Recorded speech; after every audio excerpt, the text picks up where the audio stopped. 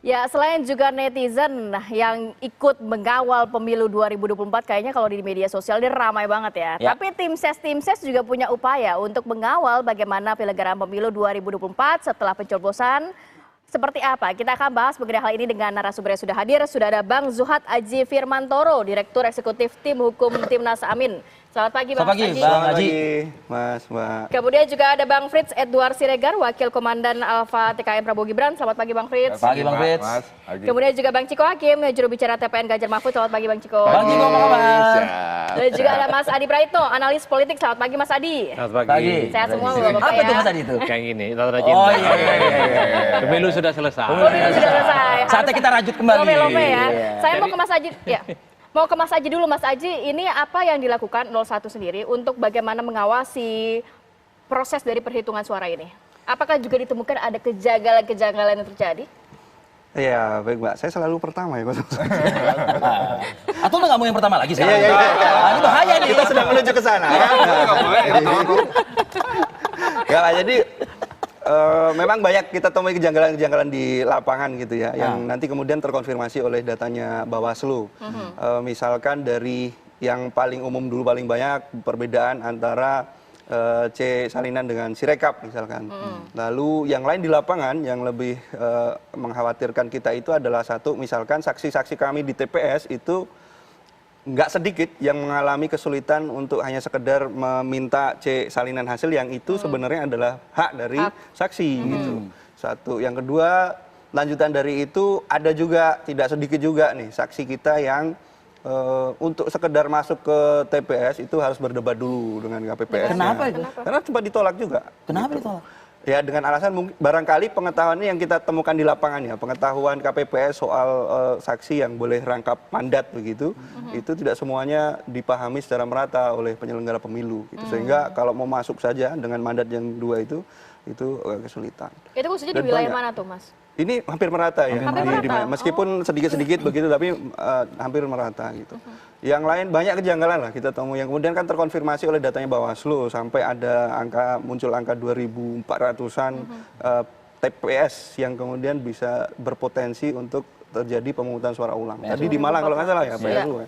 Nah, data-data ini kita kumpulkan hari ini dan kita verifikasi sebab kita tidak ingin terjebak pada disinformasi lalu informasi hoax begitu-begitu, Mbak. Makanya tim kita kemarin dan sampai sekarang masih terus melakukan verifikasi terhadap data-data itu supaya terkumpul dalam jumlah yang signifikan dan kita terus menghitung apakah dampaknya ini signifikan atau tidak. Karena sebagaimana capres kami ya, orangnya kan rasional. Tentu 01 juga akan rasional dalam melihat ini. Makanya tim hukum terus bekerja keras untuk memastikan dan melakukan yang terbaik lah dalam upaya memastikan pemimpin yang lahir dari pemilu ini tidak hanya legitimate dari sisi politik, tetapi juga sah dari sisi hukumnya. Begitu.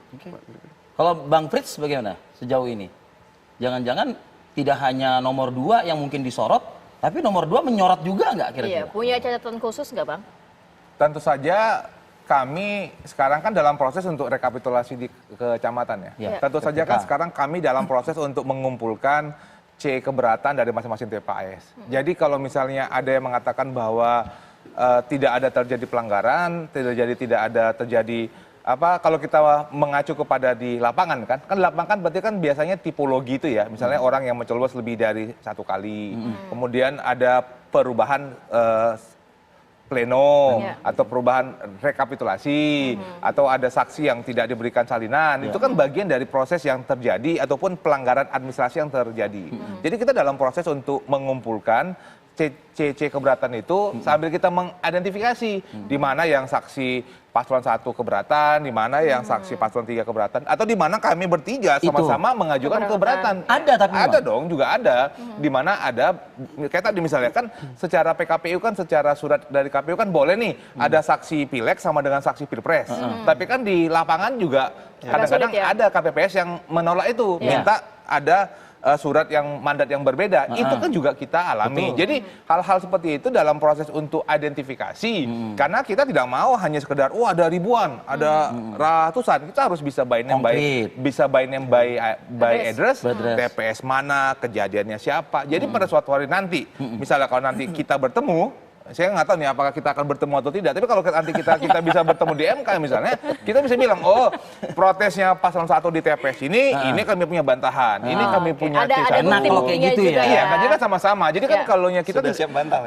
kalau kita kan juga mau sama-sama juga bisa mengatakan bahwa apa yang disampaikan, misalnya ada kata-kata, oh si rekap TPS ini benar, ini salah. Oke, silakan buktinya. Kami juga punya bukti yang sama kan. Biarkan nanti Mahkamah Konstitusi yang akan menentukan, melihat mana yang benar dia punya C-nya. Lagi pula Bang, saya kan dalam proses di rekapitulasi ya. Rekapitulasi kecamatan, kan itu kan pakai big screen tuh semua. TPS ini, oh ini angkanya tidak sama nih. Berarti ini di mana yang sama? Kan ada hak daripada paslon 1 dan 2 pada saat rekap itu berlangsung untuk bilang, oh kami nggak suka, kami mau buka kotak. Ya. Itu ada hak itu gitu loh. Oke. Itu sudah dan diberikan proses itu dibenarkan kan? oleh PKPU 25 tahun 2023 pasal Jelas di situ, 81 termaktub diperbolehkan apabila ada penghitungan suara ulang. Jadi daripada kita berdebat sering-sering ini, ya kan silakan teman-teman kalau memang punya dugaan, ada hak itu diberikan kepada paslon untuk membuka kotak untuk menghitung suara ulang. Untuk menjustifikasi apabila ada keraguan, ada dugaan-dugaan, silakan dibuka kotaknya. Tapi tentu saja alasan-alasan itu harus dibenarkan oleh PPK di lapangan. Dan saya rasa teman-teman yang paslon, teman-teman yang pilek tahu bahwa hak-hak itu dimungkinkan. Ya, Bang Ciko, tahu lah ya pasti kan Ciko pemantau dapil juga Aku ya. yang ngelamun. Kok bisa ada orang securang itu? Ini seru nih. Biasa yang sudah pasti kepilih begitu tuh. Oh nih, nanti jadi dewan begini nih. Tapi kayaknya 01, 02 masing-masing juga punya kok catatan sendiri gitu Ya ya. itu biasa kan biar nggak kelihatan curang-curang amat. Tapi ini ya, ini bercanda. Fritz nggak curang, yang lain. Jadi gini, kejanggalan dan kecurangan ini kan kita bisa bicara harus ada tiga tahap gitu ya. Pra pencoblosan, ya kan? Bahkan pra pilpres itu sendiri itu udah terjadi, ya kan? Kita bicara soal yang terstruktur, masif, sistematis dan lain-lain. Kita bicara juga pas pencoblosan. Yang ketiga dalam rangka penghitungan, ya kan?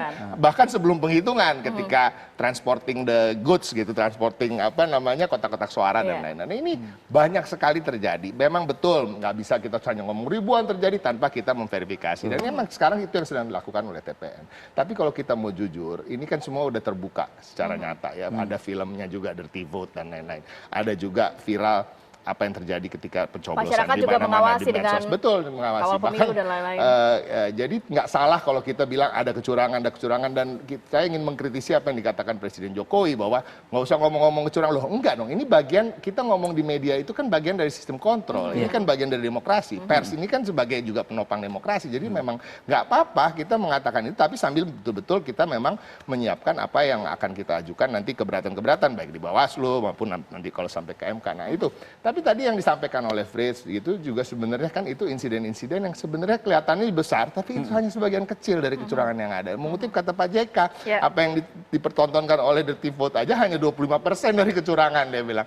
Banyak lagi yang akan terjadi. Nah ini kita mudah-mudahan akan bersama-sama. Saya juga tidak bilang hanya dengan paslon 1, juga paslon 2 saya rasa juga ada orang-orang yang juga ingin pemilu ini berlaku jujur dan adil dan masyarakat umum. Masyarakat juga. Nah, sesuai dengan topik ya kan, mengawal hasil perhitungan suara. Dan kita mengawal ini bersama-sama, bukan hanya paslon, bukan hanya paslon 1, bukan hanya paslon 3, juga paslon 2, dan juga masyarakat, dan masyarakat sipil, masyarakat akar rumput. Masyarakat akar rumput tuh gimana cara ngawalnya? Kan mereka yang memviralkan apa-apa yang terjadi di wilayah mereka masing-masing. Banyak sekali tadi yang belum tersebutkan, bahkan saat penghitungan suara ada yang nggak boleh masuk ke dalam arena, ya kan? Ada videonya gitu. Itu dilakukan di tempat yang berpagar gitu. Ketika penghitungan suara yang boleh cuma saksi, masyarakat nggak boleh nonton. Ada itu video-video itu. Nah, ada juga pencoblosan di waktu makan siang, ya. Itu kan memang yang apa sih kok bisa ada kertas suara yang coblos? Ada dong, karena kan ada yang golput, ya kan, ada yang sisa, ada yang cadangan, ya kan, itu bisa sampai 100 lebih, ya kan, dalam satu TPS. Artinya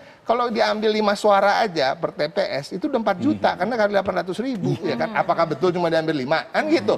Ini yang mudah-mudahan bisa terbukti. Nah, tujuannya sebenarnya bukan apa sih, bukan kita yang tadinya kalah dibilang kita ingin menang, enggak. Kita bukan ingin mengubah hasil pemilu. Tapi tadi dikatakan Bang Frits kita bisa kok, ingin menyoroti bahwa pemilu ini harus berkualitas dan jujur saja kalau sampai hari ini kita nilai masyarakat juga banyak yang Bang menilai Ciko, kok. tapi kalau memang tidak setuju tadi Bang Frits mengatakan bisa kok dibuka kotak suaranya.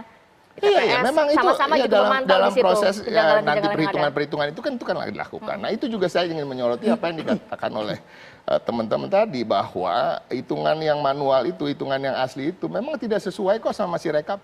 Ya kan? Saya juga mengalami, saya kan caleg ya. Iya. Suara saya bisa naik turun gitu. Bisa dari ada belakangnya 8, bisa besoknya belakangnya 4, naik lagi, tambah 1 lagi. Ini kan sesuatu yang aneh. Jadi masyarakat juga harus tahu. Maksudnya buat tambah banyak atau? Tambah banyak, tambah dikit. Berkurang gitu. Nambah lagi, ya kan gitu ya. Manusia biasanya kalau tambah banyak diem biasanya. Jadi ini terjadi ya. Ini umum terjadi dan jadi jangan juga melihat apa hasil-hasil yang ditampilkan hari ini adalah hasil yang final, masih belum, it's far from over, it's far from final, masih banyak waktu untuk menghitung, karena akan hitungan manual. Oke, Mas Hadi, saya melihat ya kalau misalnya 1 dan 3 mungkin karena 2 saat ini mungkin leading dalam versi hitung cepat begitu ya. Nah 1 dan 3 ini kan lebih banyak ofensif untuk bicara soal mengawal surat suara ini begitu. Nah kayaknya kalau 2 sebetulnya kan banyak juga seharusnya ditemukan yang memang merugikan pasangan 02 ini juga. Tapi kok kayaknya tone-nya kurang sekeras 1 dan 3 gitu ya Mas Hadi ya. Nanti kita ulas Mas Hadi, kami jeda dulu, kami akan kembali saat lagi.